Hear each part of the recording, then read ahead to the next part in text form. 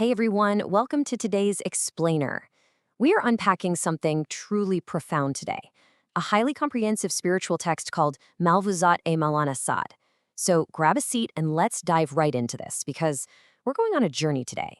We're going to start all the way out at the broad foundational principles of faith and then zoom all the way into the absolute depths of our daily prayer.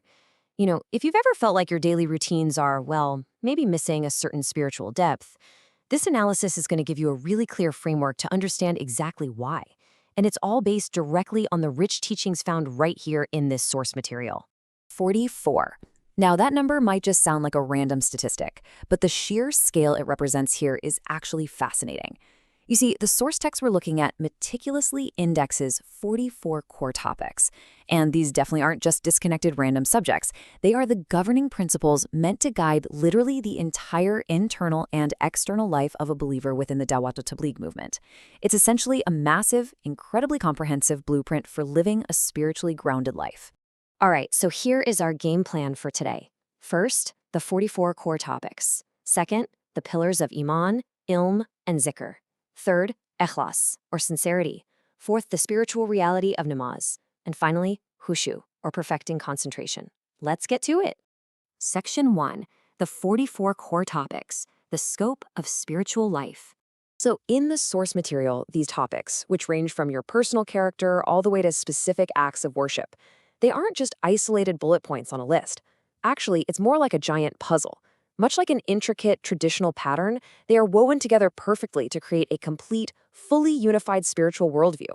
You literally cannot pull one thread without affecting the whole entire shebang.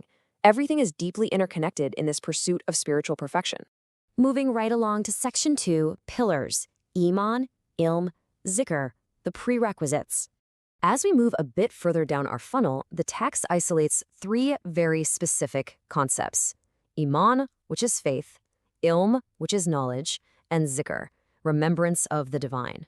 Now, Maulana Saad treats these three not just as, highly recommended practices. No, they are absolute prerequisites. The text makes it abundantly clear, without a rock-solid grounding in these three pillars, reaching higher spiritual states, or honestly even truly benefiting from other religious actions, is simply impossible. They are the non-negotiable bedrock of the whole system. Section 3, Ikhlas, power of sincerity, the soul of action.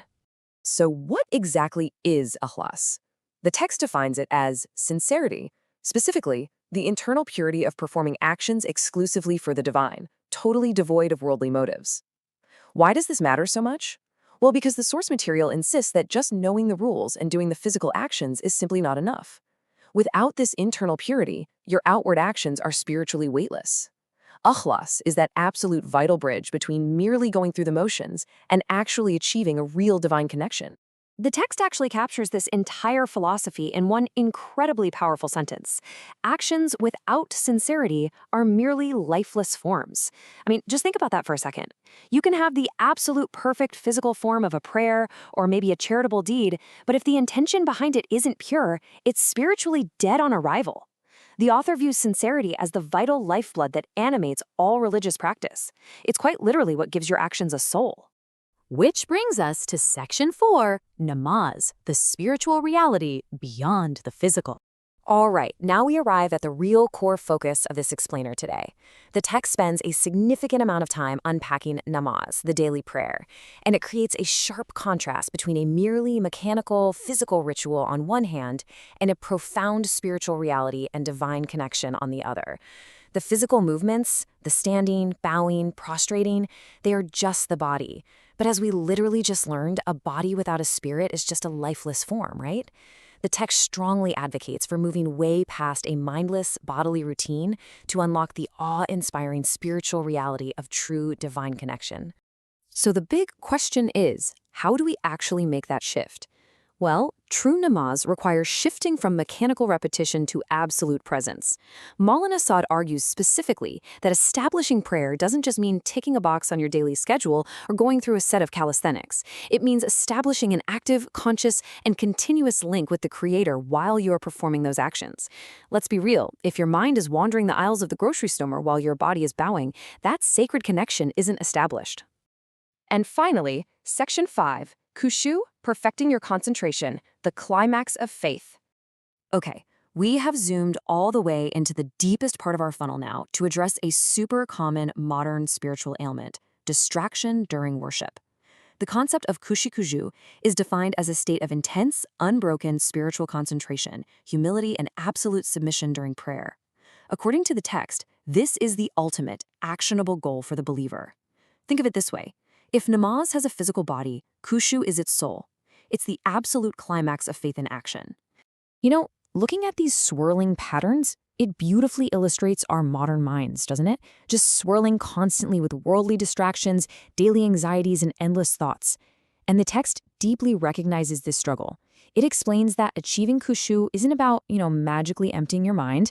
Actually, it's about actively cutting through all this noise and complexity to maintain a single, clear line of communication to the divine. It's a deliberate, intense act of focusing amidst the total chaos of everyday life. To achieve this, the text lays out a highly practical, step-by-step theological roadmap. Step 1, detach from worldly thoughts before you even begin. You literally have to leave the world at the door.